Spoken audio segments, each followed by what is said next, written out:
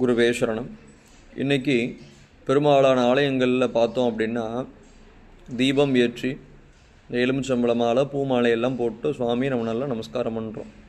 இதெல்லாமே நம்மளுடைய பிரார்த்தனைக்காக நாம் பண்ணுறோம். இந்த பிரார்த்தனையை நாம் முதல்ல சரியாக செய்யணும். ஒன்று, யாரோ ஏற்றி வச்சுருந்த தீபத்தில் கொண்டு போய் நம்ம எண்ணெய் திரி போட்டு ஏற்றுறதுனால எந்த பலனுமே கிடையாது. நம்ம ஏற்றக்கூடிய தீபம், அதுக்கான எண்ணெய், அதுக்கான இது எல்லாமே நாம் தான் வாங்கிட்டு போகணும். வேறு வழி இல்லை அப்படின்னால் அந்த தீபத்தை தண்ணீரில் அலசி தொடச்சி அதன் பிறகு மஞ்சள் குங்குமம் வச்சு எண்ணெய் அல்லது நெய் ஊற்றி தீபத்தை ஏற்றுறது ரொம்ப விசேஷம். ரொம்ப குறிப்பாக இந்த மளிகை கடையில் சில கடைகளெல்லாம் பார்த்தோம் அப்படின்னா ரெடிமேடாகவே அவங்க விளக்கு வச்சுருப்பாங்க. அதெல்லாம் வாங்கி கொண்டு போய் ஏற்றுனீங்களா உங்களுக்கு எந்த பலனுமே இல்லை. ஞாபகம் வச்சுக்கணும். உங்களுக்கான பிரார்த்தனைக்கான தீபங்களை நீங்கள் தான் ரெடி பண்ணணும்.